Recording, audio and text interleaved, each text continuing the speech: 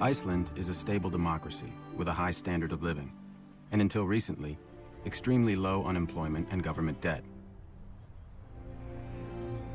We had the complete infrastructure of a modern society. Clean energy, food production, fisheries, with a quota system to manage them. Good health care, good education, clean air, not much crime. It's a good place for families to live. We had almost end of history status. But in 2000, Iceland's government began a broad policy of deregulation that would have disastrous consequences. First for the environment, and then for the economy. They started by allowing multinational corporations like Alcoa to build giant aluminum smelting plants and exploit Iceland's natural geothermal and hydroelectric energy sources. Many of the most beautiful areas in the highlands with the most spectacular colors are geothermal. So nothing comes without consequence.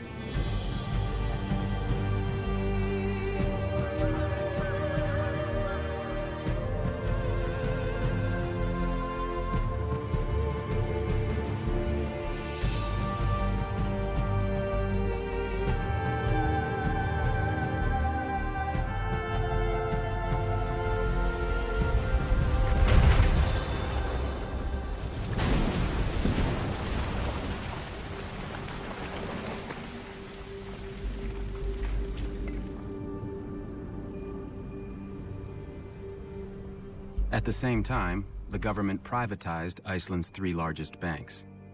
The result was one of the purest experiments in financial deregulation ever conducted.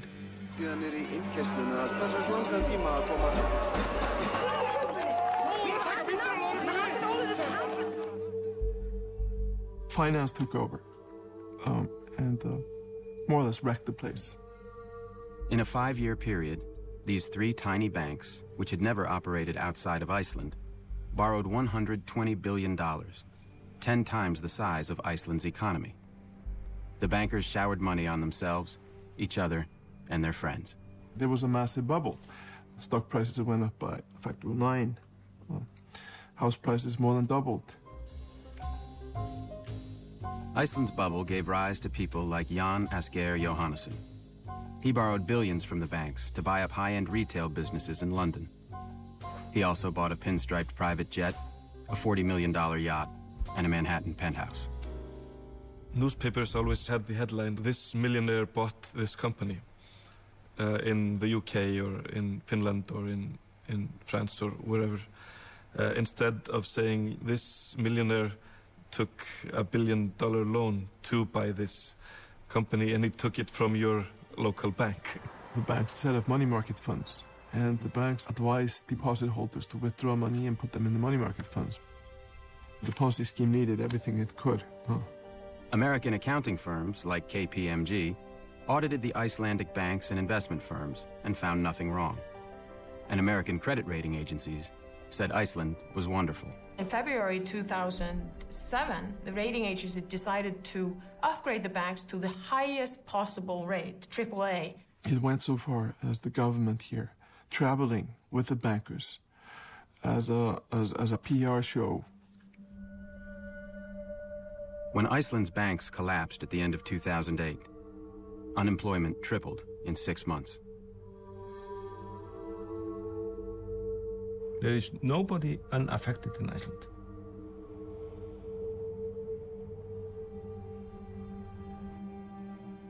So a lot of people here lost their savings? Yes, that's the case. The government regulators who should have been protecting the citizens of Iceland had done nothing. You have 2 lawyers from the regulator going down to a bank to talk about some issue. When they approached the bank, they would see 19 SUVs outside the bank, right? So you enter the bank and you have the 19 lawyers sitting in front of you, right? Very, very well prepared, ready to kill any argument you make. And then if you do really well, they'll offer you a job, right?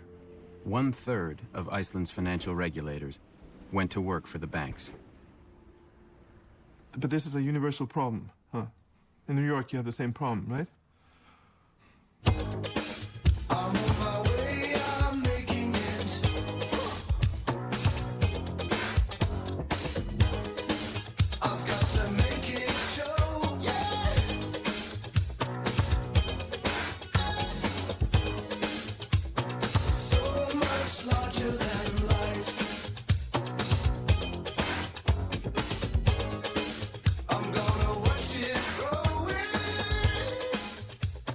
What do you think of Wall Street incomes these days? Excessive. I've been told it's extremely difficult for the IMF to criticize the United States. I won't say that.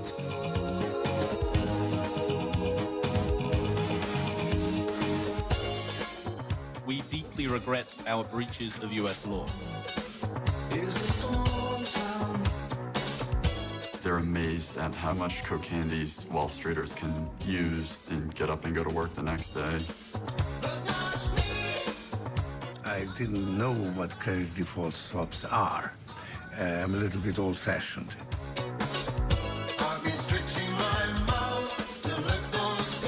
Has Larry Summers ever expressed remorse? I don't hear confessions.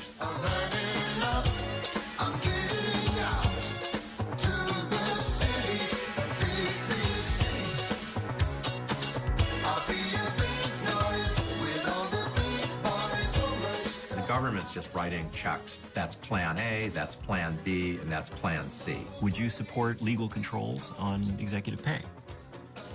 I would not. Are you comfortable with the level of compensation in the financial services industry? If they've earned it, then yes, I am. Do you think they've earned it? I think they've earned it. And so you've helped these people blow the world up. Oh, you could say that.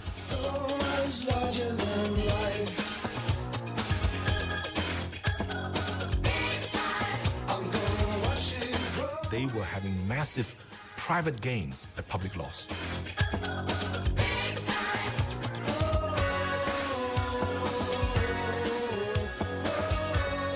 When you start thinking that you can create something out of nothing, it's very difficult to resist.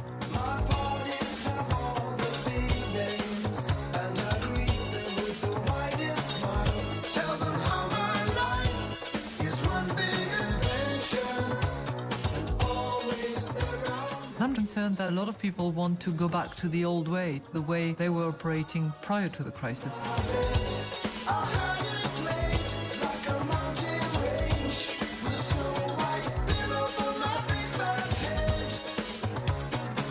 I was getting a lot of anonymous emails from bankers saying, you can't quote me, but I'm really concerned.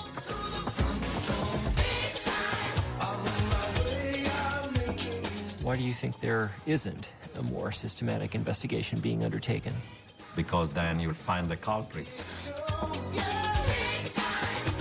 Do you think that Columbia Business School has any significant conflict of interest problem? Don't see that we do.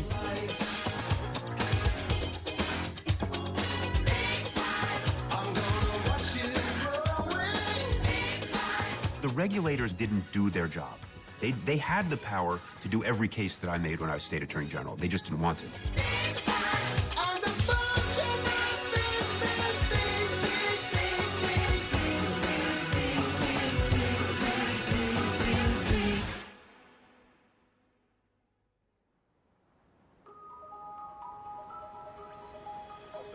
Lehman Brothers, one of the most venerable and biggest investment banks, was forced to declare itself bankrupt. Another, Merrill Lynch, was forced to sell itself. Today, crisis talks are underway. World financial markets are way down today following dramatic developments. 目前雷曼兄弟已经进入了破产清算程序，著名的会计事务所普华。Crise, panique.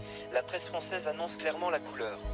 In September 2008, the bankruptcy of the U.S. investment bank Lehman Brothers and the collapse of the world's largest insurance company, AIG, triggered a global financial crisis. Gripped markets overnight with Asian stocks fell off a cliff, the largest single point drop in history. Share prices continued to tumble in the aftermath of the Lehman collapse. The result was a global recession, which cost the world tens of trillions of dollars, rendered 30 million people unemployed, and doubled the national debt of the United States. If you look at the cost of it, destruction of equity wealth, of housing wealth, the destruction of income, of jobs, 15 million people globally could end up below the poverty line again. This is just a hugely expensive crisis. This crisis was not an accident. It was caused by an out-of-control industry. Since the 1980s, the rise of the U.S. financial sector has led to a series of increasingly severe financial crises. Each crisis has caused more damage while the industry has made more and more money.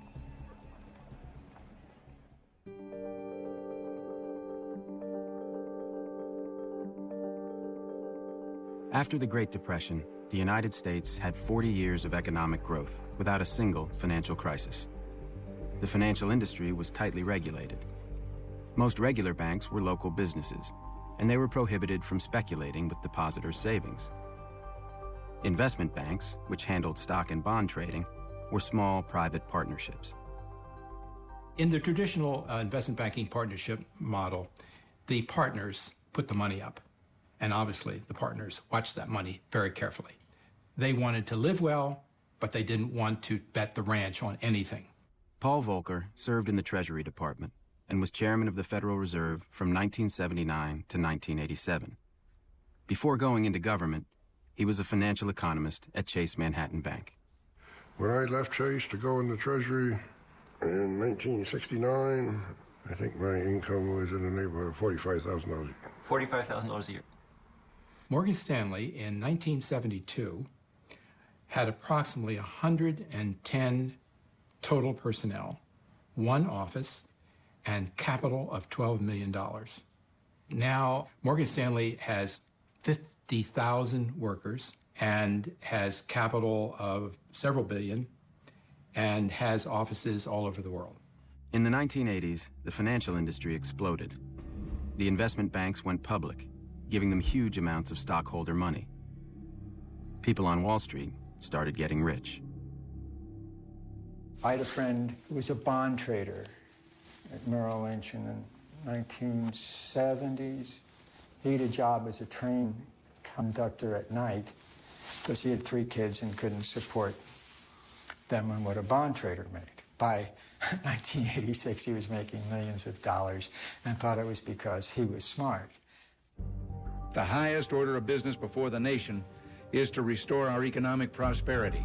In 1981, President Ronald Reagan chose as Treasury Secretary the CEO of the investment bank Merrill Lynch, Donald Regan.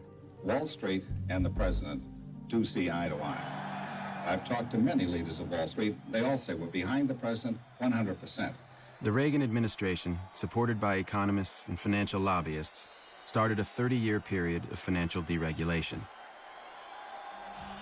In 1982, the Reagan administration deregulated savings and loan companies, allowing them to make risky investments with their depositors' money. By the end of the decade, hundreds of savings and loan companies had failed. This crisis cost taxpayers $124 billion and cost many people their life savings. It may be the biggest bank heist in our history. Thousands of savings and loan executives went to jail for looting their companies. One of the most extreme cases was Charles Keating. Mr. Keating, you got a word?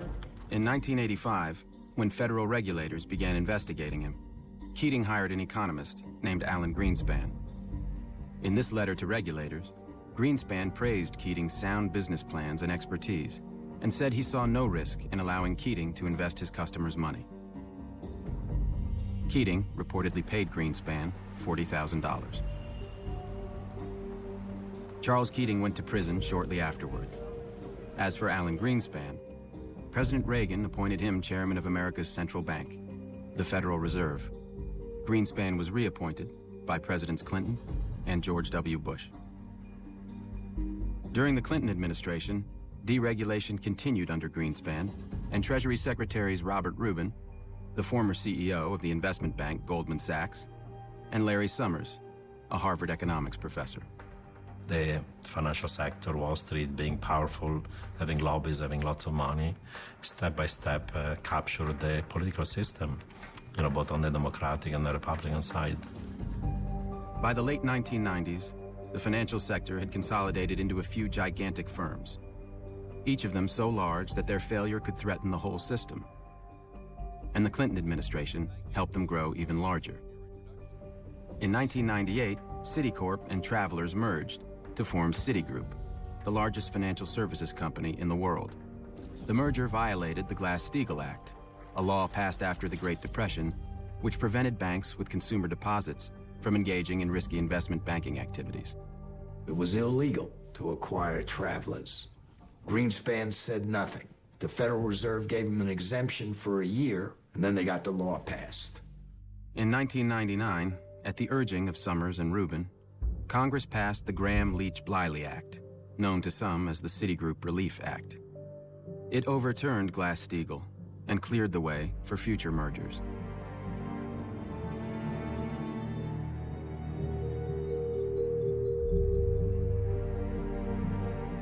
Why do you have big banks? Well, because banks like monopoly power, because banks like lobbying power, because banks know that when they're too big, they will be bailed.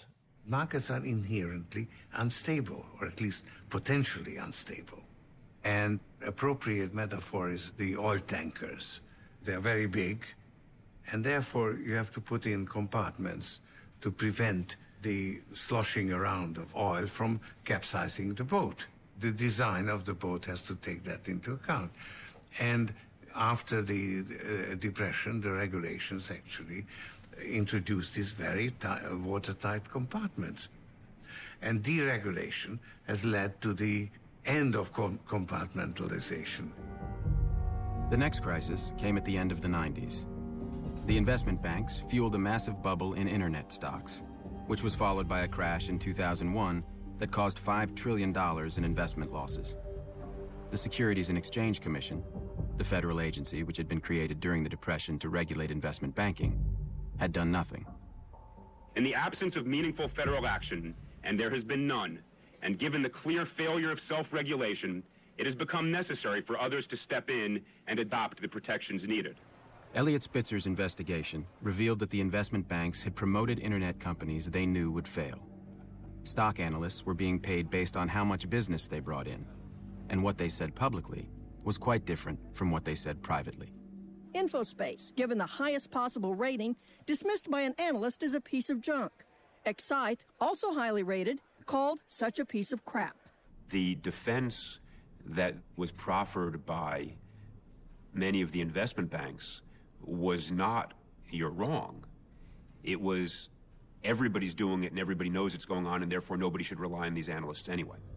In December 2002, 10 investment banks settled the case for a total of $1.4 billion and promised to change their ways. Scott Talbot is the chief lobbyist for the Financial Services Roundtable, one of the most powerful groups in Washington, which represents nearly all of the world's largest financial companies. Are you comfortable with the fact that several of your member companies have engaged in large-scale criminal activity? You'll have to be specific. Okay. First of all, criminal activity shouldn't be accepted, period.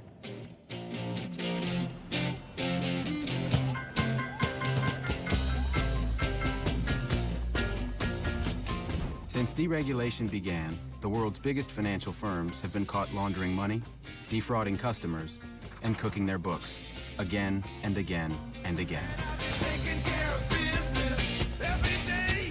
Taking care of business every way. I've been taking care of business. It's all mine.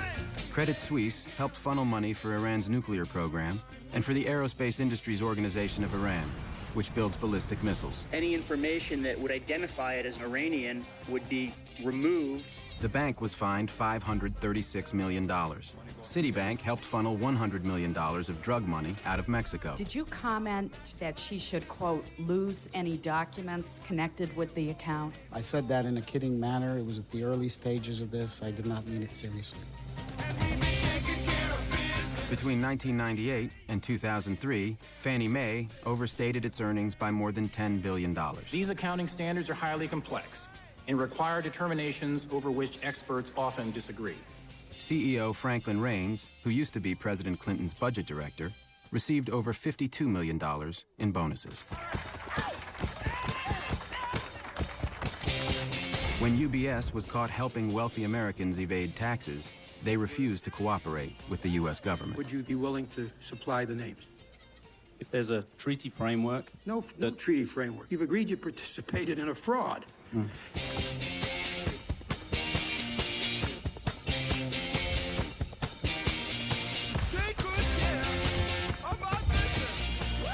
But while the companies face unprecedented fines, the investment firms do not have to admit any wrongdoing.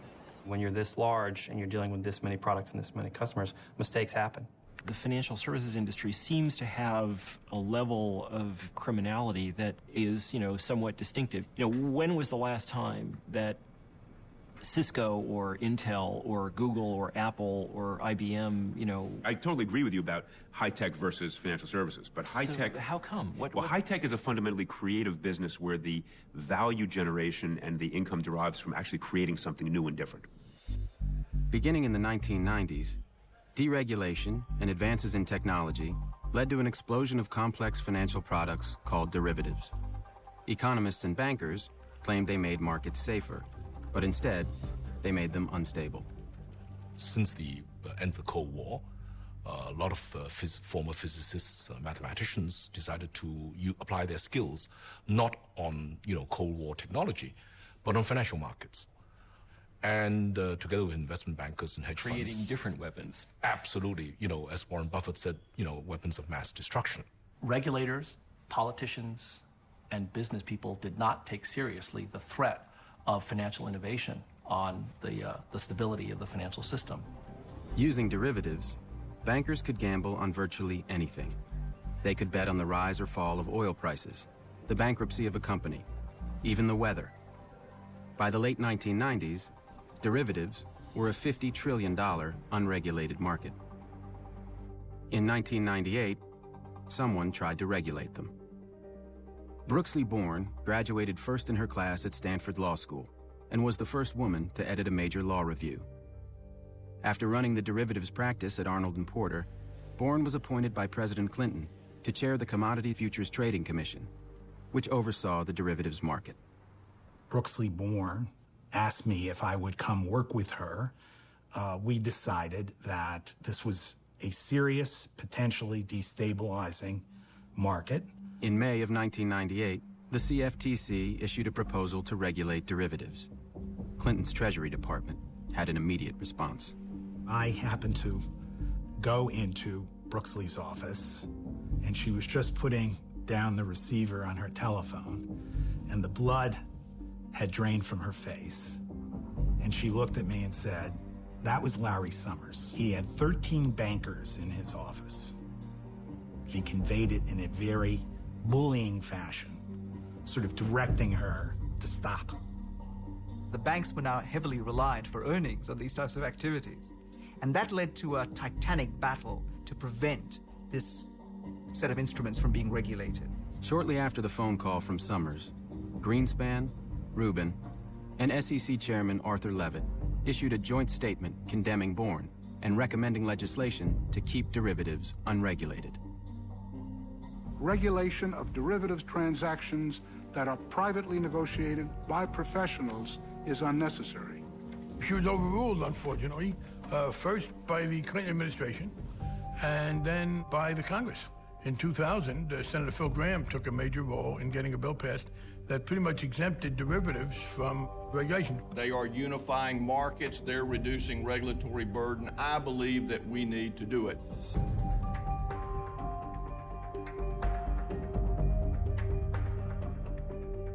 It is our very great hope that it will be possible to move this year on legislation that in a suitable way goes to create legal certainty for OTC derivatives.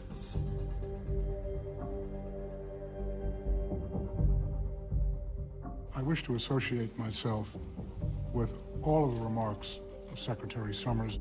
In December of 2000, Congress passed the Commodity Futures Modernization Act. Written with the help of financial industry lobbyists, it banned the regulation of derivatives. Once that was done, it was off to the races. And the use of derivatives and financial innovation exploded dramatically after 2000. So help me God. So help me God. By the time George W. Bush took office in 2001, the U.S. financial sector was vastly more profitable, concentrated, and powerful than ever before. Dominating this industry were 5 investment banks, 2 financial conglomerates, 3 securities insurance companies, and 3 rating agencies. And linking them all together was the securitization food chain, a new system which connected trillions of dollars in mortgages and other loans with investors all over the world. 30 years ago, if you went to get a loan for a home, the person lending you the money expected you to pay him or her back. You got a loan from a lender who wanted you to pay him back. We've since developed securitization, whereby the people who make the loan are no longer at risk if there's a failure to repay. In the old system, when a homeowner paid their mortgage every month, the money went to their local lender. And since mortgages took decades to repay, lenders were careful. In the new system, lenders sold the mortgages to investment banks. The investment banks combined thousands of mortgages and other loans, including car loans, student loans, and credit card debt, to create complex derivatives called collateralized debt obligations, or CDOs. The investment banks then sold the CDOs to investors.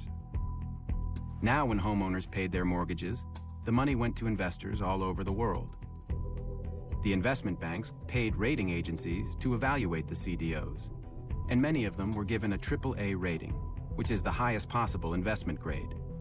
This made CDOs popular with retirement funds, which could only purchase highly rated securities. This system was a ticking time bomb. Lenders didn't care anymore about whether a borrower could repay, so they started making riskier loans. The investment banks didn't care either. The more CDOs they sold, the higher their profits.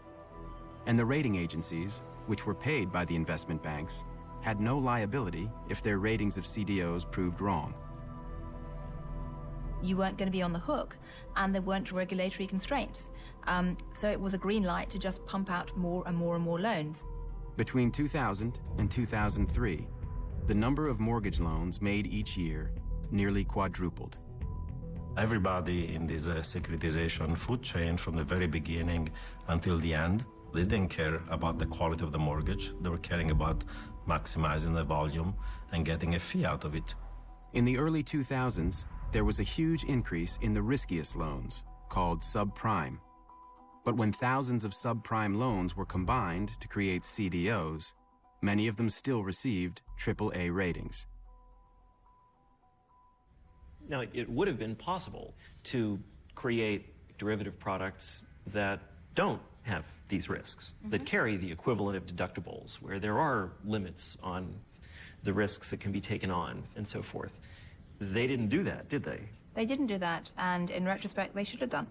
So did these guys know that they were doing something dangerous? I think they did.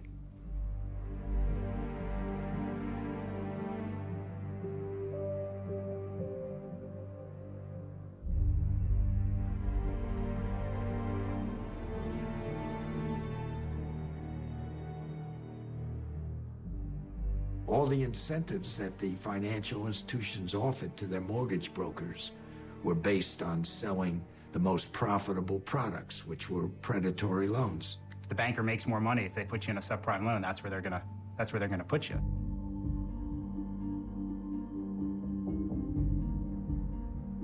Suddenly, hundreds of billions of dollars a year were flowing through the securitization chain. Since anyone could get a mortgage, home purchases and housing prices skyrocketed. The result was the biggest financial bubble in history. Real estate is real. They can see their asset. They can live in their asset. They can rent out their asset. You had a huge boom in housing that made no sense at all. The financing appetites of the financial sector drove what everybody else did. Last time we had a housing bubble was in the late 80s.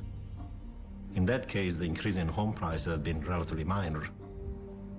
That housing bubble led to a relatively severe recession. From 1996 until 2006, real home prices effectively doubled.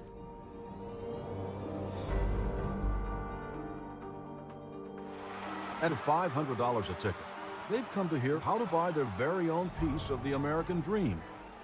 Goldman Sachs, Bear Stearns, Lehman Brothers, Merrill Lynch were all in on this.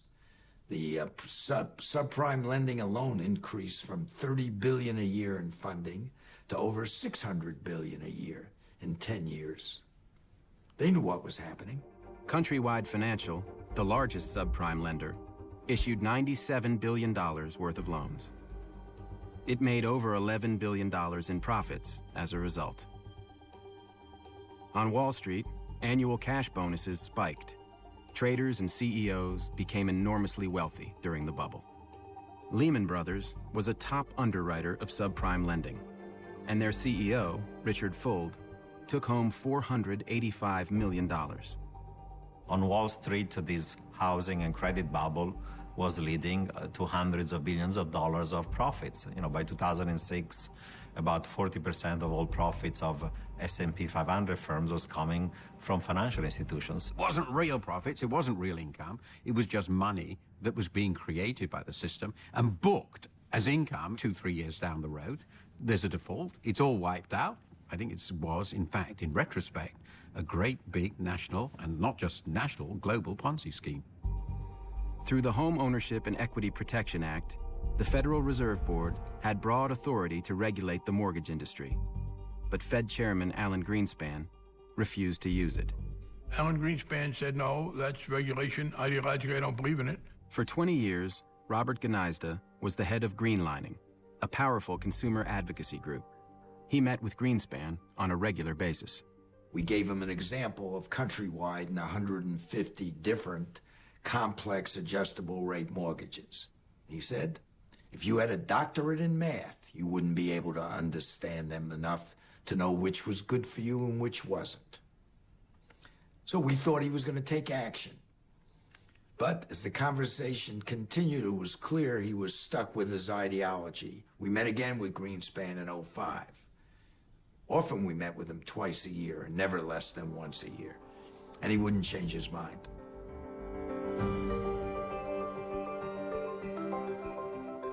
In this amazing world of instant global communications, the free and efficient movement of capital is helping to create the greatest prosperity in human history.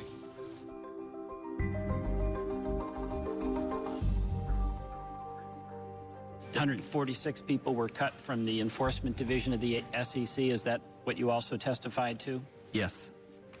Yeah, I think there has been a systematic gutting, or whatever you want to call it, of the agency and its capability through cutting back of staff. The SEC Office of Risk Management was reduced to a staff, did you say, of one? Yeah, when that gentleman would go home at night, he could turn the lights out. During the bubble, the investment banks were borrowing heavily to buy more loans and create more CDOs. The ratio between borrowed money and the bank's own money was called leverage. The more the banks borrowed, the higher their leverage.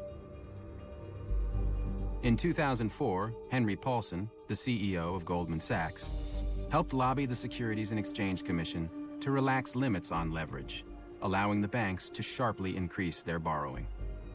The SEC somehow decided to let investment banks gamble a lot more. That was nuts. I don't know why they did that, but they did that.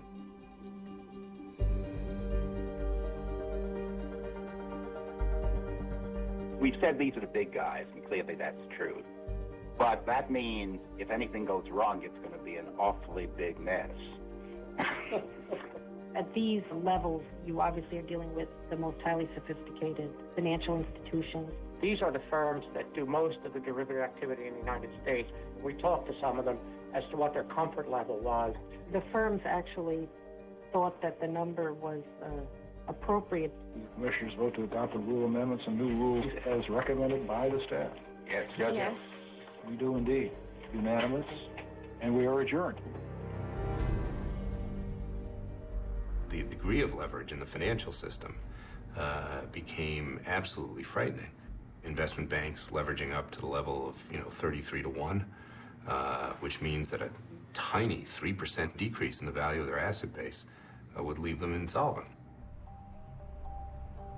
There was another ticking time bomb in the financial system. AIG, the world's largest insurance company, was selling huge quantities of derivatives called credit default swaps. For investors who owned CDOs, credit default swaps worked like an insurance policy. An investor who purchased a credit default swap paid AIG a quarterly premium. If the CDO went bad, AIG promised to pay the investor for their losses. But unlike regular insurance, speculators could also buy credit default swaps from AIG in order to bet against CDOs they didn't own. In insurance, you can only insure something you own. Let's say you and I own property. I own a house. I can only insure that house once. The derivatives universe essentially enables anybody to actually insure that house. So you could insure that, somebody else could do that, so 50 people might insure my house. So what happens is, if my house burns down, now the number of losses in the system becomes proportionately larger. Since credit default swaps were unregulated, AIG didn't have to put aside any money to cover potential losses. Instead, AIG paid its employees huge cash bonuses as soon as contracts were signed. But if the CDOs later went bad, AIG would be on the hook. People were essentially being rewarded for taking massive risks in good times that generate short-term revenues and profits and therefore bonuses, but that's going to lead to the firm to be bankrupt over time. That's a totally distorted system of compensation. AIG's financial products division in London issued $500 billion worth of credit default swaps during the bubble, many of them for CDOs backed by subprime mortgages. The 400 employees at AIG FP made $3.5 billion between 2000 and 2007. Joseph Cassano, the head of AIG FP, personally made $315 million. It's hard for us, without being flippant, to even see a scenario within any kind of realm of reason that would see us losing $1 in any of those transactions. In 2007, AIG's auditors raised warnings. One of them, Joseph St. Denis, resigned in protest after Cassano repeatedly blocked him from investigating AIG FP's accounting. Let me tell you one person that didn't get a bonus while everybody else was getting bonuses. That was St. Denis, Mr. St. Denis, who tried to alert the two of you to the fact that you were running into big problems. He quit in frustration, and he didn't get a bonus. In 2005, Raghuram Rajan, then the chief economist of the International Monetary Fund, delivered a paper at the annual Jackson Hole Symposium, the most elite banking conference in the world. Who was in the audience? It was, I guess, the central bankers of the world, ranging from Mr. Greenspan himself, Ben Bernanke, Larry Summers was there, Tim Geithner was there. The title of the paper was essentially, "Is Financial Development Making the World Riskier?" And the conclusion was, it is. Rajan's paper focused on incentive structures that generated huge cash bonuses based on short-term profits, but which imposed no penalties for later losses. Rajan argued that these incentives encouraged bankers to take risks that might eventually destroy their own firms, or even the entire financial system. It's very easy to generate performance by taking on more risk. And so what you need to do is compensate for risk-adjusted performance. And that's where all the bodies are buried. Rajan, hit the nail on the head. What he particularly said was, you guys have claimed you found a way to make more profits with less risk. I say you found a way to make more profits with more risk, and there's a big difference. Summers was vocal. He basically thought that I was criticizing the change in the financial world and was worried about, regulation which would reverse this whole change. So essentially he accused me of being a Luddite. He wanted to make sure that we didn't bring in a whole new set of regulations to constrain the financial sector at that point.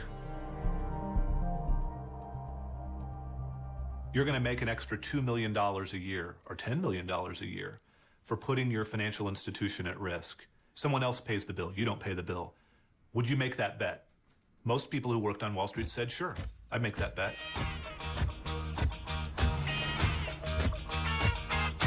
Many years since I was here. On the street, I was passing my time away. To the left and to the right, buildings towering to the sky. It's out of sight in the dead of night. Here I am, in the city, with a fistful of dollars.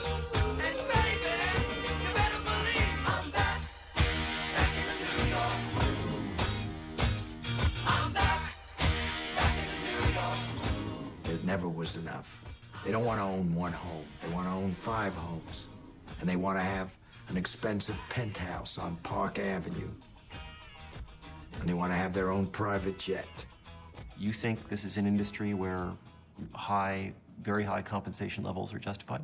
Well, I think, yeah, I would take caution or take heed or take exception to your word very high. I mean, it's all relative. You have a $14 million oceanfront home in Florida. You have a summer vacation home in Sun Valley, Idaho. You and your wife have an art collection filled with $1 million paintings. Richard Fold never appeared on the trading floor.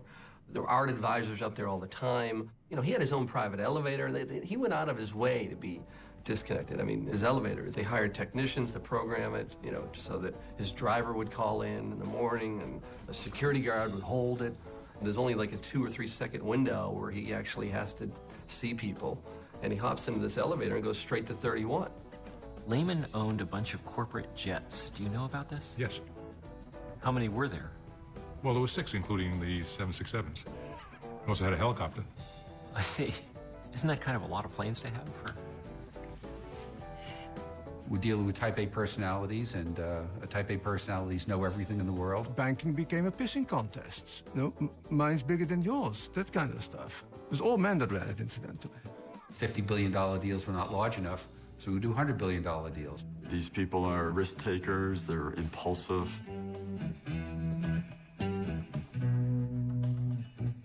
It's part of their behavior, it's part of their personality, and that manifests outside of work as well. It's quite typical for the guys to go out, to go to strip bars, to use drugs. I see a lot of cocaine use, a lot of use of prostitution.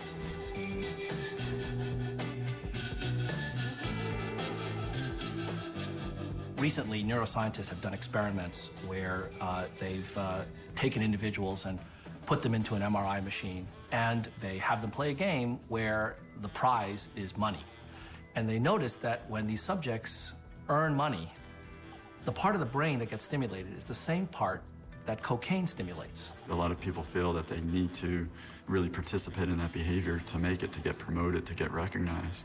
According to a Bloomberg article, business entertainment represents 5% of revenue for New York derivatives brokers and often includes strip clubs, prostitution, and drugs.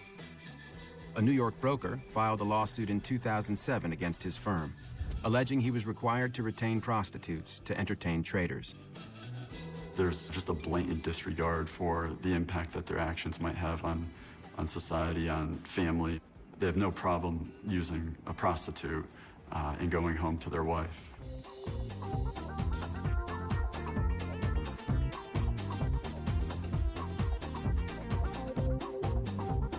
How many customers? About 10,000 at that point in time.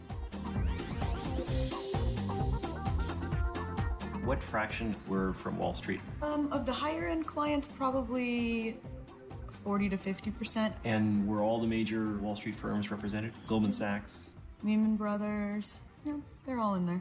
Morgan Stanley was a little less of that. I think Goldman was pretty big with that.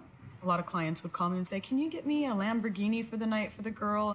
These guys were spending corporate money. I had many black cards from, the various financial firms. What's happening is services are being charged to computer repair. Trading research, consulting for market compliance. They just usually gave them a piece of letterhead and said, make your own invoice. So this pattern of behavior, you think, extends to the senior management of the firm? Absolutely does. Yeah, I know for a fact that it does. It extends to the very top. A friend of mine who's involved in a company that has a big financial presence said, well, it's about time you learned about subprime mortgages. So he set up a session with his trading desk and me. And the techie who did all this gets very excited, runs to his computer, pulls up in about 3 seconds this Goldman Sachs issue of securities. It was a complete disaster. Borrowers had borrowed on average 99.3% of the price of the house, which means they have no money in the house. If anything goes wrong, they're going to walk away from the mortgage. This is not a loan you'd really make, right? You've got to be crazy. But somehow you took 8,000 of these loans, and by the time the guys were done at Goldman Sachs and the rating agencies, 2/3 of the loans were rated AAA, which meant they were rated as safe as government securities. It's utterly mad. Goldman Sachs sold at least $3.1 billion worth of these toxic CDOs in the first half of 2006. The CEO of Goldman Sachs at this time was Henry Paulson, the highest paid CEO on Wall Street. Good morning. Welcome to the White House. I'm pleased to announce that I will nominate Henry Paulson to be the Secretary of the Treasury. He's a lifetime of business experience. He has an intimate knowledge of financial markets. He's earned a reputation for candor and integrity. You might think it would be hard for Paulson to adjust to a meager government salary. But taking the job as Treasury Secretary was the best financial decision of his life. Paulson had to sell his $485 million of Goldman stock when he went to work for the government. But because of a law passed by the first President Bush, he didn't have to pay any taxes on it. It saved him $50 million.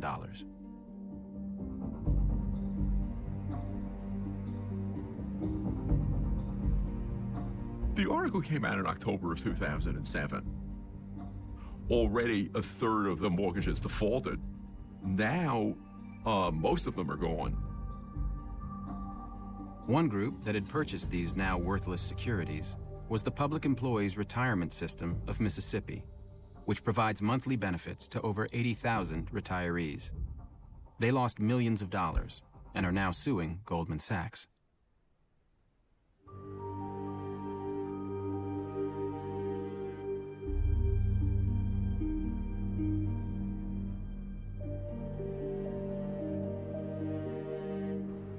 By late 2006, Goldman had taken things a step further. It didn't just sell toxic CDOs. It started actively betting against them at the same time it was telling customers that they were high-quality investments. By purchasing credit default swaps from AIG, Goldman could bet against CDOs it didn't own and get paid when the CDOs failed. I asked if anybody called the customers and said, you know, we don't really like this kind of mortgage anymore, and we thought you ought to know. And, you know, they didn't really say anything, but, you know, you just feel the laughter coming over the phone. Goldman Sachs bought at least $22 billion of credit default swaps from AIG. It was so much that Goldman realized that AIG itself might go bankrupt. So they spent $150 million insuring themselves against AIG's potential collapse. Then in 2007, Goldman went even further. They started selling CDOs specifically designed so that the more money their customers lost, the more money Goldman Sachs made.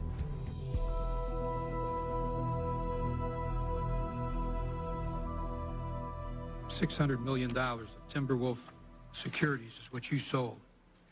Before you sold them, this is what your sales team were telling to each other. Boy, that Timberwolf was one shitty deal. This was an email to me in late June. Right. And you after sold the Timberwolf. Transaction. No. You sold Timberwolf after as well. We did trades after that. Yeah, okay. The next email, take a look, July 107, tells the sales force the top priority is Timberwolf. Your top priority to sell is that shitty deal.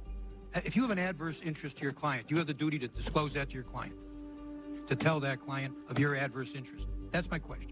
Sure, Mr. Chairman, I'm just trying to understand. No, I think you understand it. I don't think you want to answer. Do you believe that you have a duty to act in the best interests of your clients?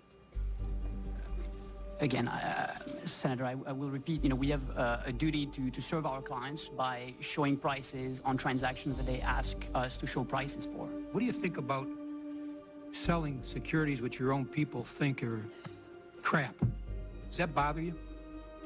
I think they would, again, as a hypothetical. No, this is real. Well, then I don't. We heard it today. Well, we heard it today. This is a shitty deal. This is crap. I heard nothing today that makes me think anything went wrong. Is there not a conflict when you sell something to somebody and then are determined to bet against that same security and you don't disclose that to the person you're selling it? Do you see a problem? In the context of market making, that is not a conflict. When you heard that your employees in these emails said, God, what a shitty deal. God, what a piece of crap. Do you feel anything? I I think that's very unfortunate to have on email. Are you embarrassed? And very unfortunate. I don't. On again, email, please don't take that. How the wrong about way. feeling that way? I think it's very unfortunate for anyone to have said that in any form. Is it your understanding that your competitors were engaged in similar activities? Yes, and to a greater extent than us in most cases. Hedge fund manager John Paulson made $12 billion betting against the mortgage market. When Paulson ran out of mortgage securities to bet against, he worked with Goldman Sachs and Deutsche Bank to create more of them. Morgan Stanley was also selling mortgage securities that it was betting against, and it's now being sued by the Government Employees Retirement Fund of the Virgin Islands for fraud. The lawsuit alleges that Morgan Stanley knew that the CDOs were junk.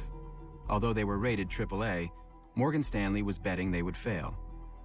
A year later, Morgan Stanley had made hundreds of millions of dollars, while the investors had lost almost all of their money.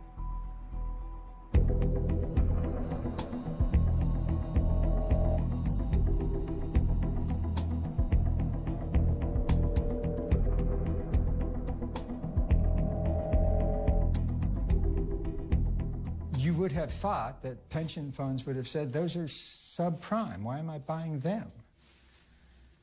And they had these guys at Moody's and Standard & Poor's who said that's a AAA.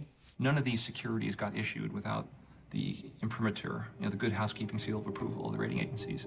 The three rating agencies, Moody's, S&P, and Fitch, made billions of dollars giving high ratings to risky securities. Moody's, the largest rating agency, quadrupled its profits between 2000 and 2007. Moody's and S&P get compensated based on putting out ratings reports, and the more structured securities they gave a AAA rating to, the higher their earnings were going to be for the quarter. Imagine if you went to the New York Times and you said, look, if you write a positive story, I'll pay you $500,000.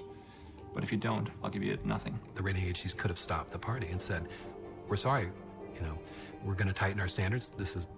And immediately cut off a lot of the flow of funding to risky borrowers. AAA-rated instruments mushroomed from just a handful to thousands and thousands. Hundreds of billions of dollars were being rated, and per year. Per year, oh yeah. I've now testified before both houses of Congress on the credit rating agency issue, and both times they trot out very prominent First Amendment lawyers and argue that when we say something is rated AAA, that is merely our opinion. You shouldn't rely on it. S&P's ratings express our opinion. Our ratings are our opinions. They're opinions. Opinions, and they are just opinions. I think we are emphasizing the fact that our ratings are our opinions.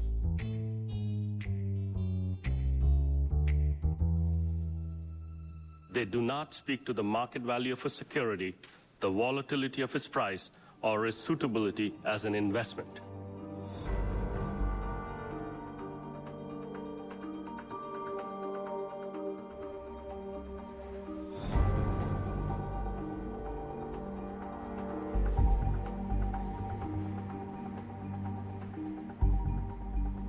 We have so many economists coming on our air and saying, oh, this is a bubble and it's going to burst and this is going to be a real issue for the economy. Some say it could even cause a recession at some point.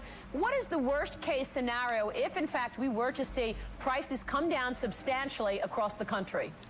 Well, I guess I don't buy your premise. It's a pretty unlikely possibility. We've never had a decline in house prices on a nationwide basis. Ben Bernanke became chairman of the Federal Reserve Board in February 2006.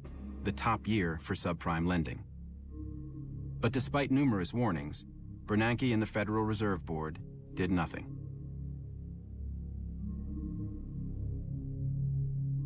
Robert Gneisda met with Ben Bernanke and the Federal Reserve Board 3 times after Bernanke became chairman. Only at the last meeting did he suggest that there was a problem and that the government ought to look into it.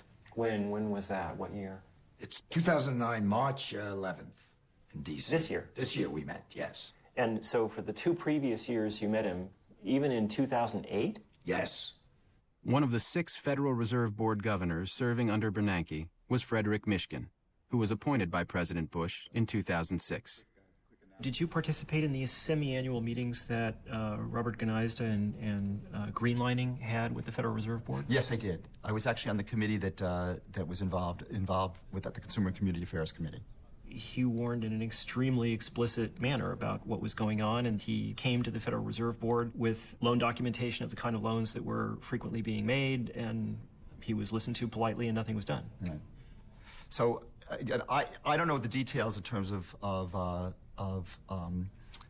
in fact, I just don't, whatever information he provided, I'm not sure exactly, it's actually, to be honest with you, I can't remember this kind of discussion, but certainly there were issues that were coming up, but then the question is, how pervasive are they? Why didn't you try looking? I think the people did. We have people look. We had a whole group of people looking at this for whatever reason. Excuse me, you can't be serious. If you would have looked, you would have found things. You know, that's very, very easy to always say that you can always find it. As early as 2004, the FBI was already warning about an epidemic of mortgage fraud. They reported inflated appraisals, doctored loan documentation, and other fraudulent activity. In 2005, the IMF's chief economist, Raghuram Rajan, warned that dangerous incentives could lead to a crisis. Then came Nouriel Roubini's warnings in 2006, Alan Sloan's articles in Fortune magazine and the Washington Post in 2007, and repeated warnings from the IMF. I say that on behalf of the institution, the crisis which is in front of us is a huge crisis. Who did you talk to? Government, Treasury, Fed, everybody. In May of 2007, hedge fund manager Bill Ackman circulated a presentation called Who's Holding the Bag, which described how the bubble would unravel. And in early 2008, Charles Morris published his book about the impending crisis.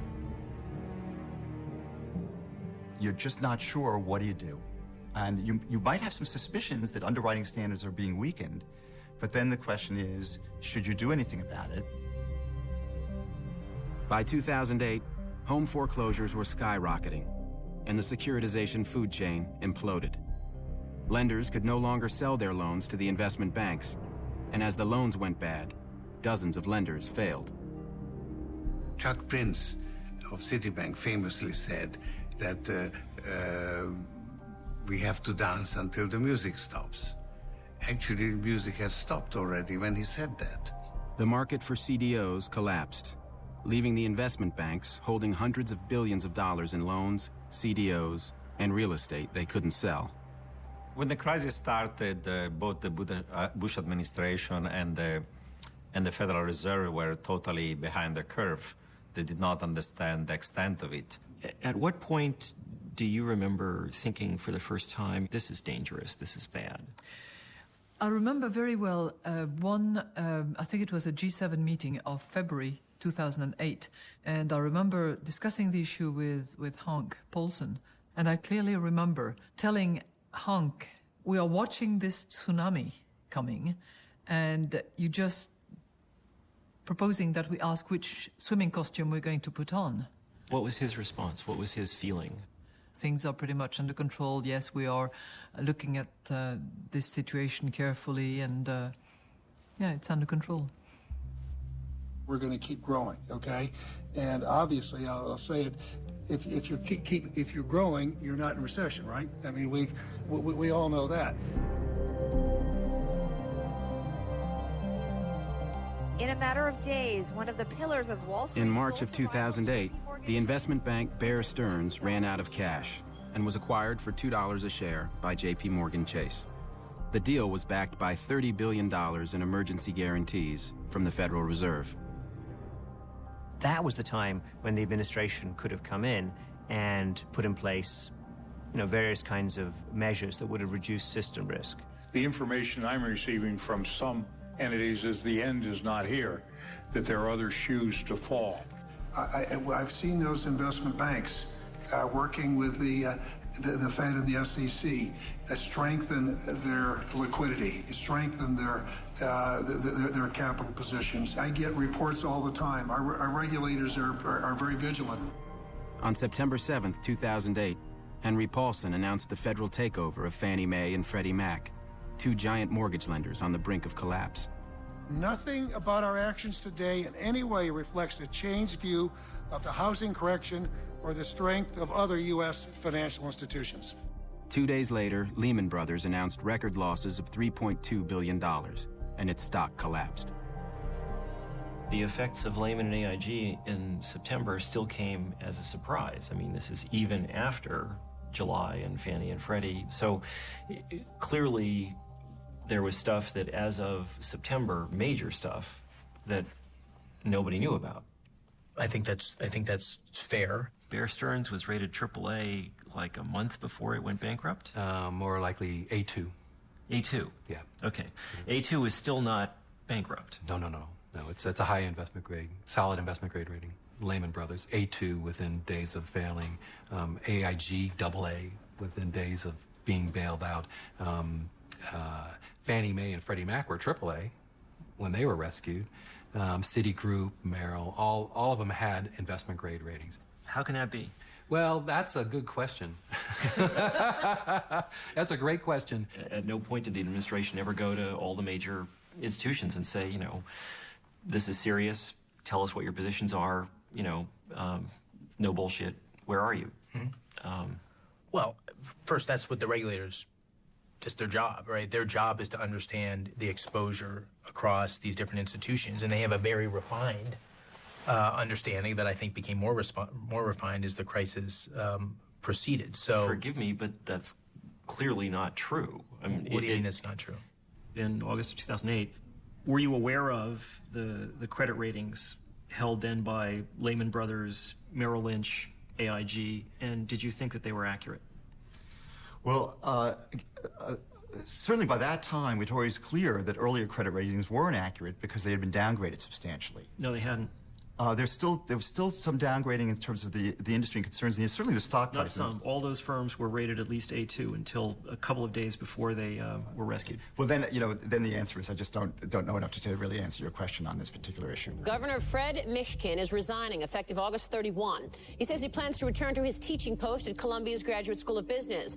Why did you leave the Federal Reserve in August of 2008? I mean, in the middle of the worst financial crisis. I had to revise a textbook. His departure leaves the Fed board with 3 of its 7 seats vacant, just when the economy needs it most. Well, I'm sure your textbook is important and widely read, but in August of 2008, some somewhat more important things were going on in the world, don't you think? By Friday, September 12th, Lehman Brothers had run out of cash, and the entire investment banking industry was sinking fast.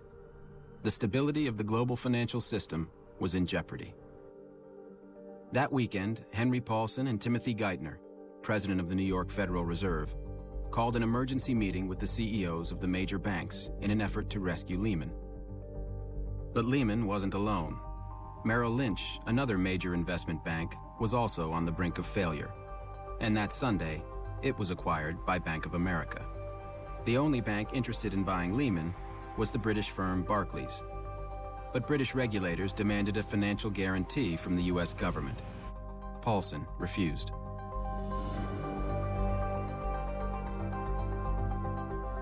We all jumped into a yellow cab and went down to the Federal Reserve Bank. They wanted the bankruptcy case commenced before midnight of September 14. We kept pressing that this would be a terrible event. And at some point, I used the word Armageddon, and they fully considered the consequences of what they were proposing. The effect on the market would be extraordinary. You said this? Yes. They just said they had considered all of the comments that we had made, and they were still of the belief that in order to calm the markets and move forward, it was necessary for Lehman to go into bankruptcy. Calm the markets? Yes. When were you first told that Lehman, in fact, was going to go bankrupt? After the fact. After the fact? Mm-hmm. Wow. Okay. And what was your reaction when you learned of it? Holy cow. Paulson and Bernanke had not consulted with other governments and didn't understand the consequences of foreign bankruptcy laws. Lehman Brothers London continued to empty their Under desks. British law, Lehman's London office had to be closed immediately. all transactions came to a halt, and there are thousands and thousands and thousands of transactions. The hedge funds who had had assets with Lehman in London discovered overnight, to their complete horror, that they couldn't get those assets back. One of the points of the hub failed, and that had huge knock-on effects around the system. The oldest money market fund in the nation wrote off roughly $750 million in bad debt issued by the now bankrupt Lehman Brothers. Lehman's failure also caused a collapse in the commercial paper market, which many companies depend on to pay for operating expenses such as payroll. That means maybe they have to lay off employees. They can't buy parts. It stops business in its tracks. Suddenly, people stood and said, listen, what can we believe in? There's nothing we can trust anymore.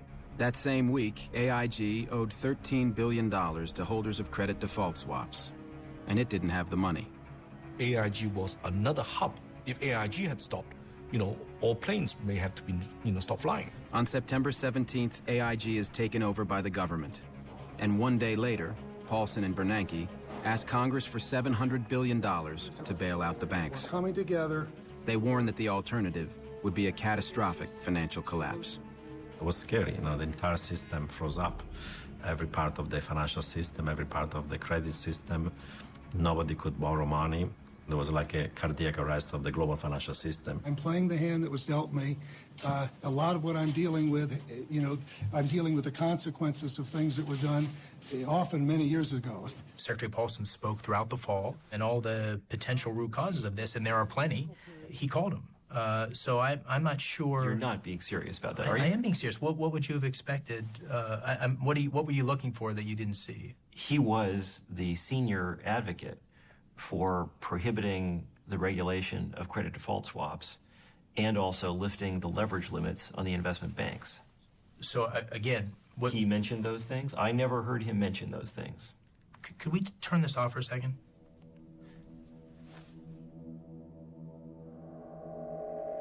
When AIG was bailed out, the owners of its credit default swaps, the most prominent of which was Goldman Sachs, were paid $61 billion the next day. Paulson, Bernanke, and Tim Geithner forced AIG to pay 100 cents on the dollar, rather than negotiate lower prices. Eventually, the AIG bailout cost taxpayers over $150 billion. $160 billion went through AIG, $14 billion went to Goldman Sachs. At the same time, Paulson and Geithner forced AIG to surrender its right to sue Goldman and the other banks for fraud. Isn't there a problem when the person in charge of dealing with this crisis is the former CEO of Goldman Sachs, someone who had a major role in causing it? Well, I think it's fair to say that the financial markets today are incredibly complicated. Supply urgently needed money. On October 4th, 2008, President Bush signs a $700 billion bailout bill. But world stock markets continue to fall amid fears that a global recession is now underway.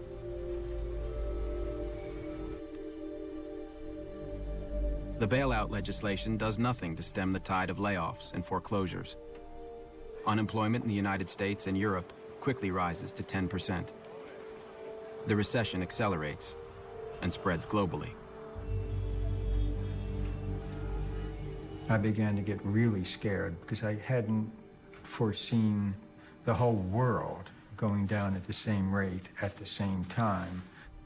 By December of 2008, General Motors and Chrysler are facing bankruptcy.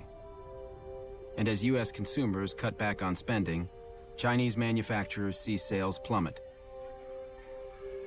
Over 10 million migrant workers in China lose their jobs. At the end of the day, the poorest, as always, pay the most.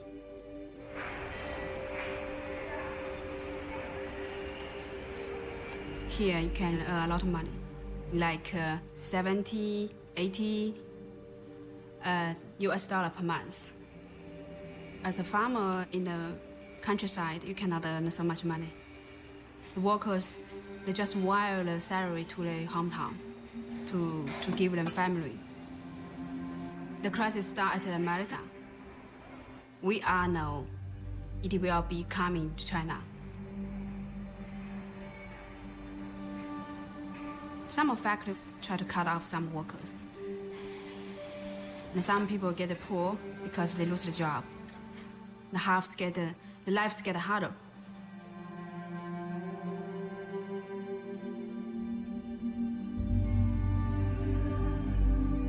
We were growing at about 20%.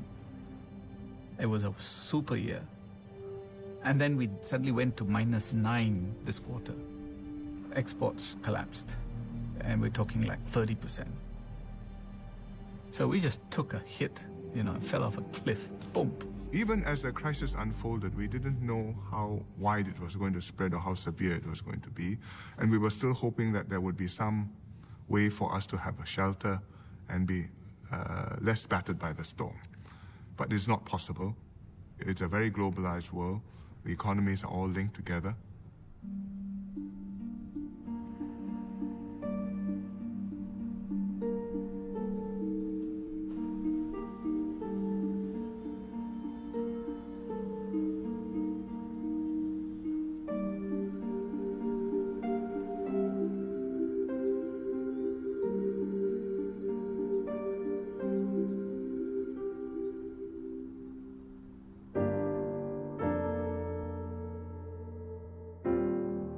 Every time a home goes into foreclosure, it affects everyone who lives around that house. Because when that property goes on the market, it's going to be sold at a lower price. Maybe before it goes on the market, it won't be well maintained. We estimate another 9 million homeowners will lose their homes.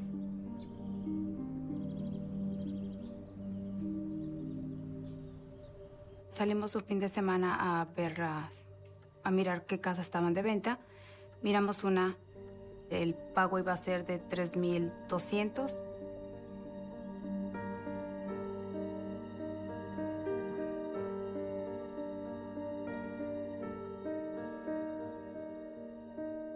Muy bonita la casa, el pago bajo, todo era... Sacamos la lotería, pero la realidad fue cuando llegó el primer pago.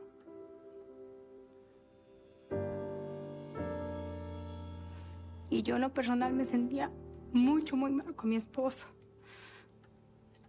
Porque trabaja demasiado y tenemos 3 hijos.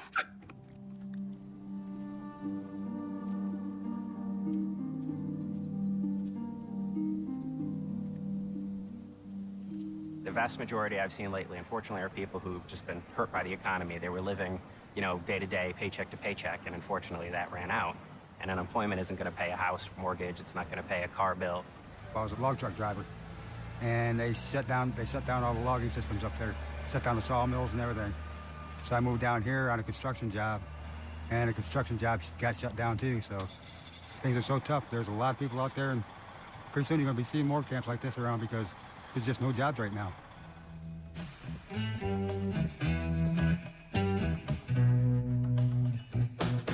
When the company did well, we did well.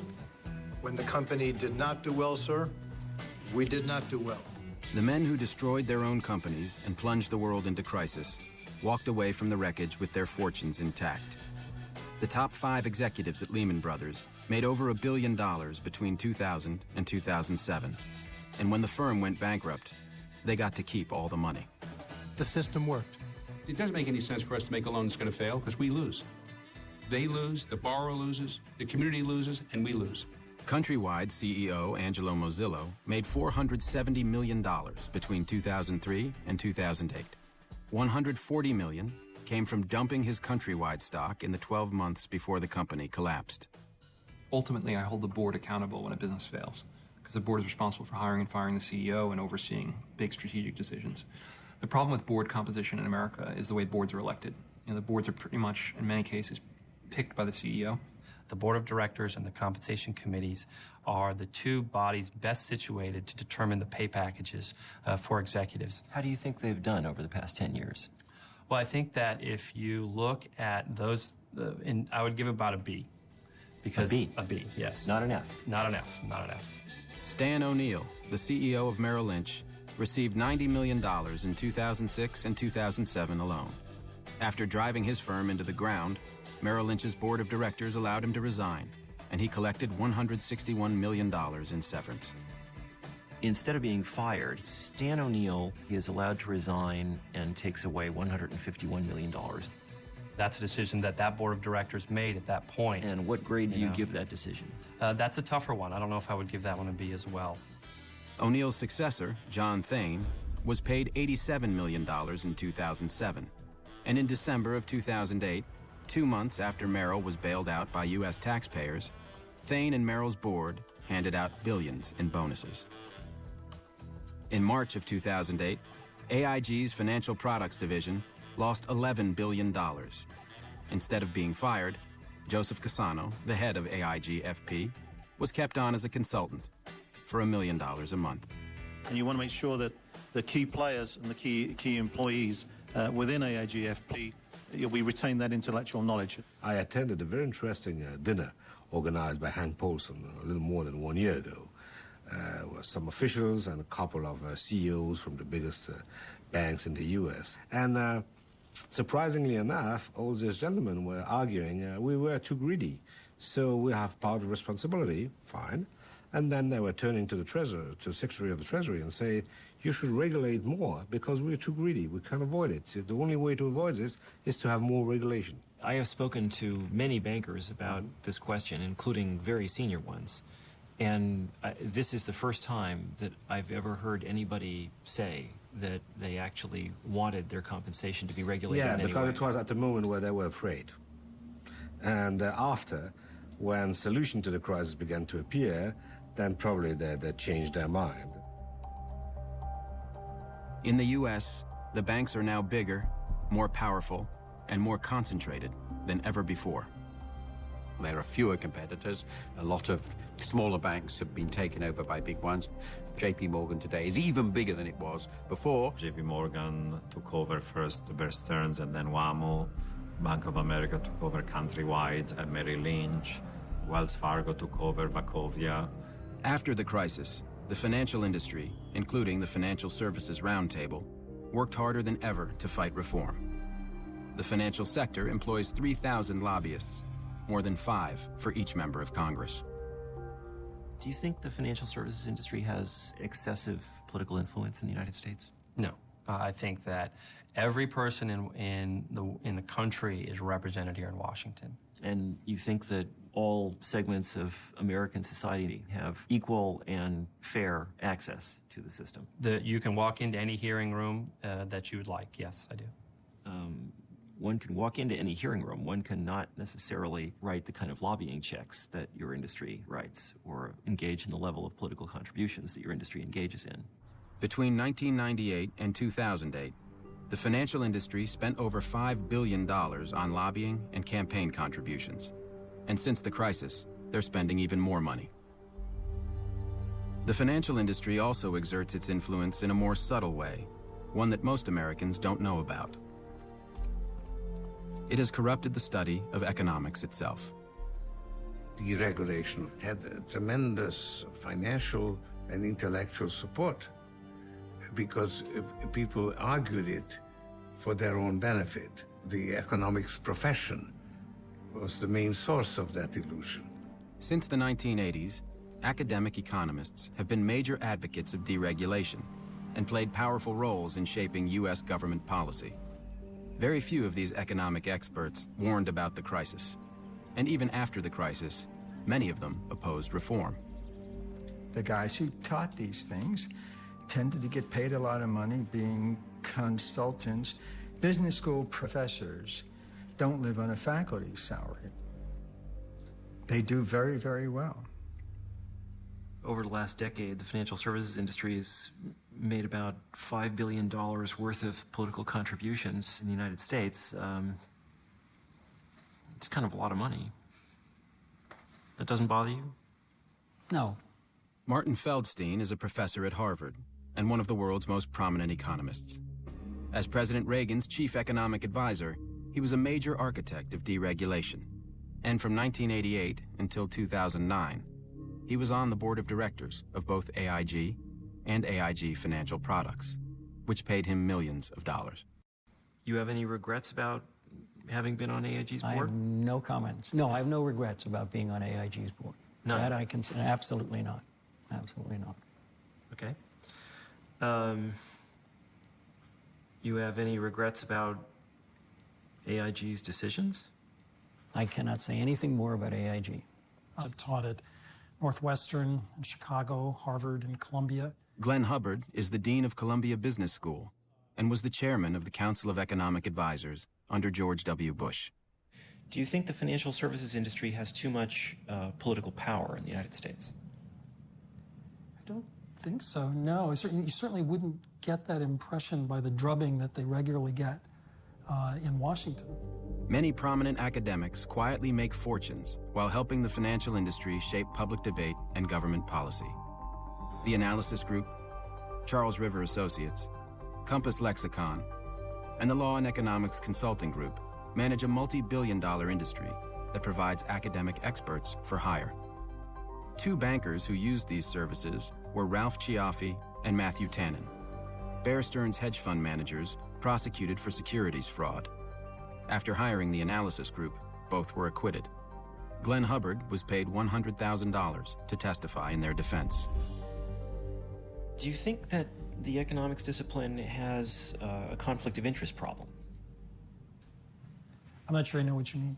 Do you think that a significant fraction of the economics discipline, number of economists, have financial conflicts of interest that in some way might call into question or color? Oh, I see what you're saying. I doubt it. Most academic economists, aren't wealthy business people. Hubbard makes $250,000 a year as a board member of MetLife and was formerly on the board of Capmark, a major commercial mortgage lender during the bubble, which went bankrupt in 2009.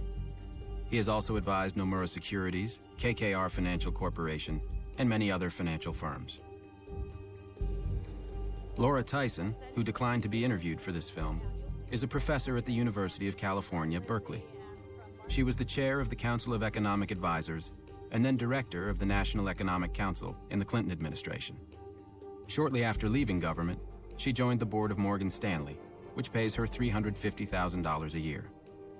Ruth Simmons, the president of Brown University, makes over $300,000 a year on the board of Goldman Sachs. Larry Summers, who as Treasury Secretary played a critical role in the deregulation of derivatives, became president of Harvard in 2001. While at Harvard, he made millions consulting to hedge funds and millions more in speaking fees, much of it from investment banks. According to his federal disclosure report, Summers' net worth is between $16.5 million and $39.5 million. Frederick Mishkin, who returned to Columbia Business School after leaving the Federal Reserve, reported on his federal disclosure report that his net worth was between $6 million and $17 million. In 2006, you co-authored a study of Iceland's financial system. Right. Iceland is also an advanced country with excellent institutions, low corruption, rule of law.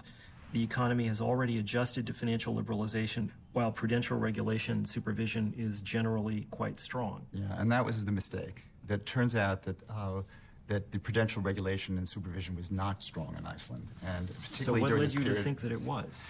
I think that you're going with the information you had, and generally the view was that Iceland had very good institutions. It was a very advanced country. Who told you that? What kind of research did you do? You talk to people. You have faith in the central bank, which actually did fall down on the job. That clearly, why do you have faith in a central bank? Well, that faith because you go with the information you have. How much were you paid to write it? I was paid, I think the number was, it's public information.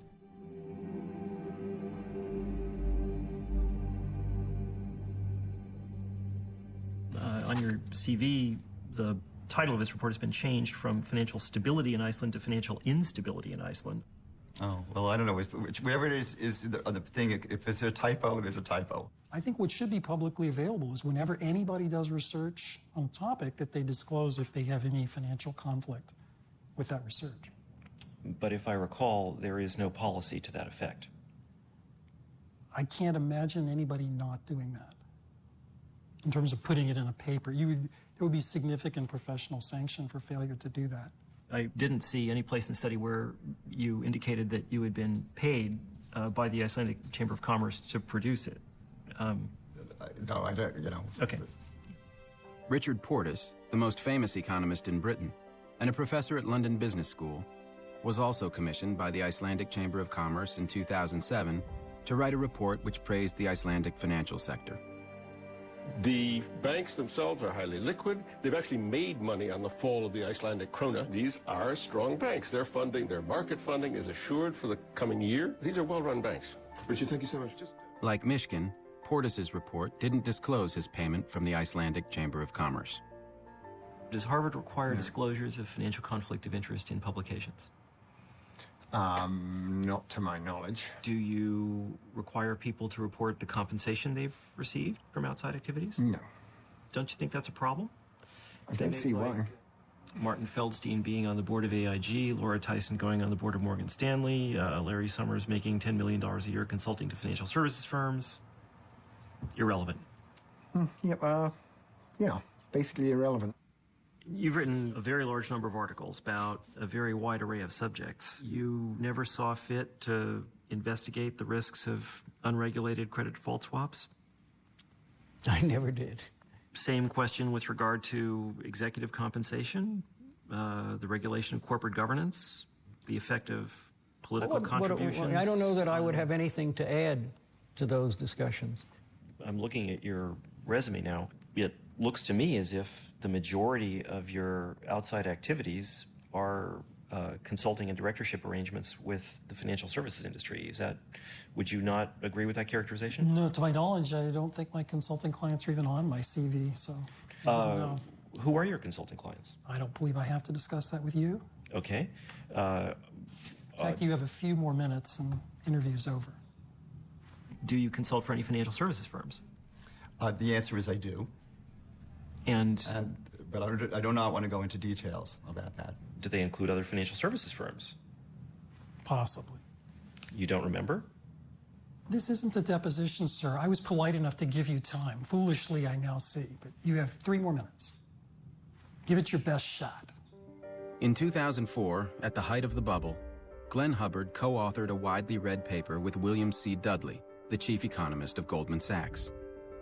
In the paper, Hubbard praised credit derivatives and the securitization chain, stating that they had improved allocation of capital and were enhancing financial stability.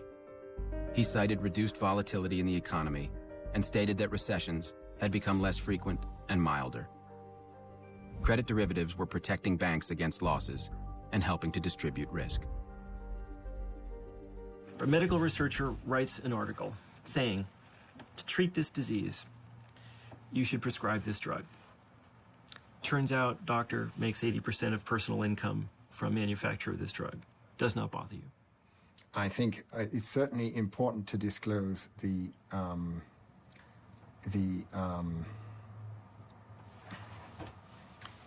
well, I think that's also a little different from cases that we're talking about here because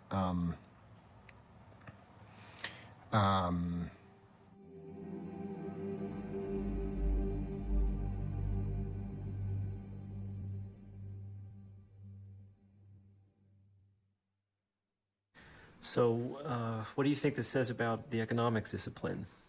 Well, I mean, it has no relevance to anything, really. And indeed, I think it's a part of the, it's an important part of the problem.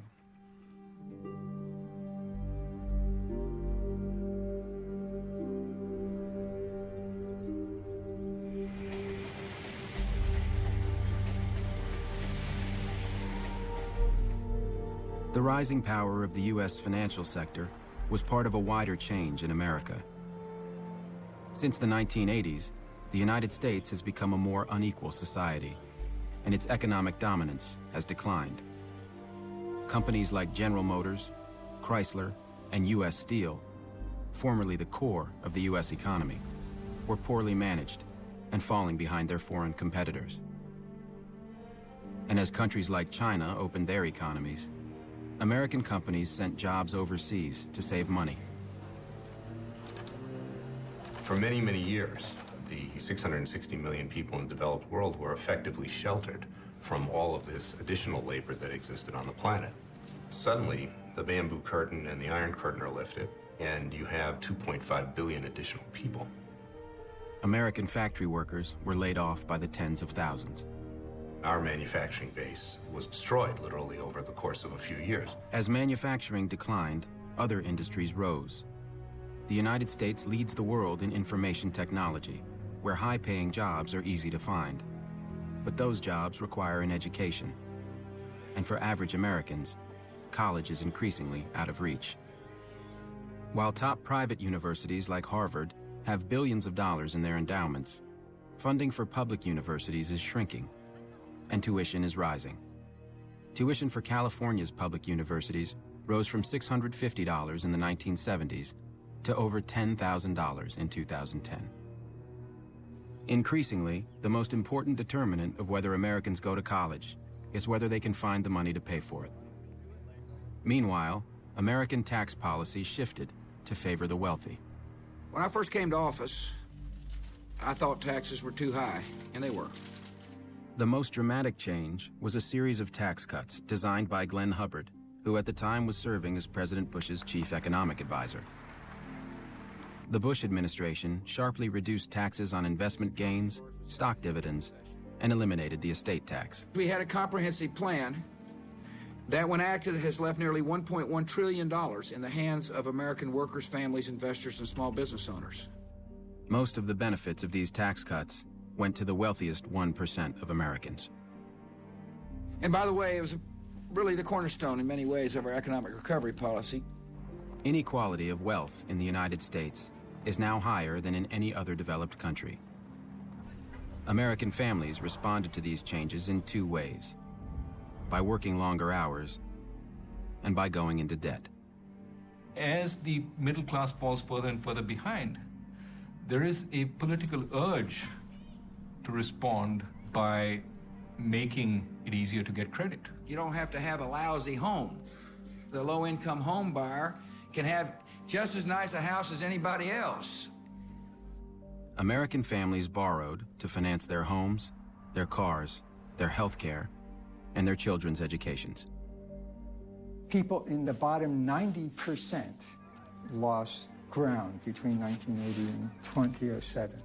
It all went to the top 1%. For the first time in history, average Americans have less education and are less prosperous than their parents. The era of greed and irresponsibility on Wall Street and in Washington has led us to a financial crisis as serious as any that we faced since the Great Depression. When the financial crisis struck just before the 2008 election, Barack Obama pointed to Wall Street greed and regulatory failures as examples of the need for change in America. A lack of oversight in Washington and on Wall Street is exactly what got us into this mess. After taking office, President Obama spoke of the need to reform the financial industry. We want a systemic risk regulator, increased capital requirements. We need a consumer financial protection agency. We need to change Wall Street's culture. But when finally enacted in mid-2010, the administration's financial reforms were weak, and in some critical areas, including the rating agencies, lobbying, and compensation, nothing significant was even proposed. Addressing Obama and, quote, regulatory reform, my response, if it was one word, would be, ha. There's very little reform. How come? It's a Wall Street government. Obama chose Timothy Geithner as Treasury Secretary. Geithner was the president of the New York Federal Reserve during the crisis, and one of the key players in the decision to pay Goldman Sachs 100 cents on the dollar for its bets against mortgages. When Tim Geithner was testifying to be confirmed as Treasury Secretary, he said, "I have never been a regulator." Now that said to me, he did not understand his job as president of the New York Fed. The new president of the New York Fed is William C. Dudley, the former chief economist of Goldman Sachs, whose paper with Glenn Hubbard praised derivatives. Geithner's chief of staff is Mark Patterson, a former lobbyist for Goldman. And one of the senior advisors is Louis Sachs, who oversaw Tricadia, a company heavily involved in betting against the mortgage securities it was selling. To head the Commodity Futures Trading Commission, Obama picked Gary Gensler, a former Goldman Sachs executive who had helped ban the regulation of derivatives. To run the Securities and Exchange Commission, Obama picked Mary Shapiro, the former CEO of FINRA, the investment banking industry's self-regulation body. Obama's chief of staff, Rahm Emanuel, made $320,000 serving on the board of Freddie Mac. Both Martin Feldstein and Laura Tyson are members of Obama's Economic Recovery Advisory Board. And Obama's chief economic advisor is Larry Summers. The most senior economic advisors are the very people who were there who built the structure. Then it was clear that Summers and Geithner were going to play major roles as advisors first. I knew this was going to be status quo. The Obama administration resisted regulation of bank compensation, even as foreign leaders took action. I think the financial industry is a service industry. It should serve others before it serves itself. In September of 2009, Christine Lagarde and the finance ministers of Sweden, the Netherlands, Luxembourg, Italy, Spain, and Germany called for the G20 nations, including the United States, to impose strict regulations on bank compensation. And in July of 2010, the European Parliament enacted those very regulations. The Obama administration had no response. Their view is this is a temporary blip and things will go back to normal. And that is why I am reappointing him to another term as chairman of the Federal Reserve. Thank you so much. In 2009, Barack Obama reappointed Ben Bernanke. Thank you, Mr. President. As of mid-2010, not a single senior financial executive had been criminally prosecuted or even arrested. No special prosecutor had been appointed. Not a single financial firm had been prosecuted criminally for securities fraud or accounting fraud. The Obama administration has made no attempt to recover any of the compensation given to financial executives during the bubble. I certainly would think of criminal action against some of Countrywide's top leaders like Mazzillo. I'd certainly look at Bear Stearns, Goldman Sachs, and Lehman Brothers, and Merrill Lynch. For criminal prosecutions? Yes. Yes. In regard They'd be to... very hard to win. But I think they could do it if they got enough underlings to tell the truth. In an industry in which drug use, prostitution, and fraudulent billing of prostitutes as a business expense occur on an industrial scale, it wouldn't be hard to make people talk if you really wanted to. They gave me a plea bargain and I took it. They were not interested in any of my records. They weren't interested in anything. They were not interested in your records? That's correct. That's correct. There's a sensibility that you don't use people's personal vices in the context of Wall Street cases necessarily to get them to flip. I think maybe it's after the cataclysms that we've been through, maybe people will reevaluate that. I'm not the one to pass judgment on that right now.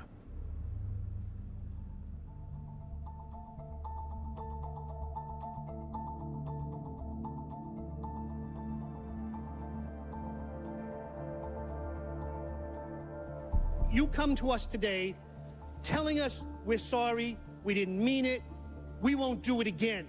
Trust us. Well, I have some people in my constituency that actually robbed some of your banks. And they say the same thing. They're sorry, they didn't mean it, they won't do it again. In 2009, as unemployment hit its highest level in 17 years, Morgan Stanley paid its employees over $14 billion.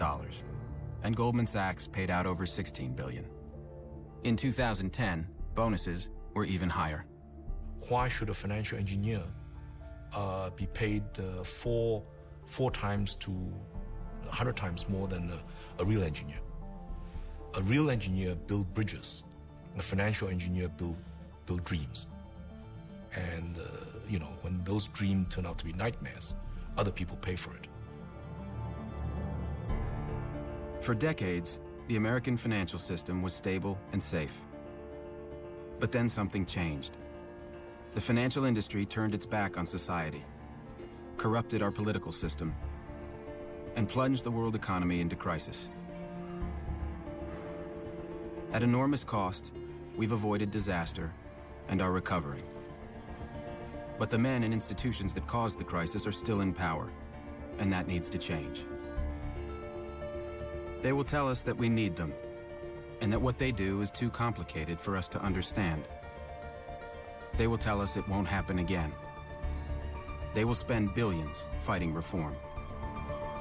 It won't be easy. But some things are worth fighting for.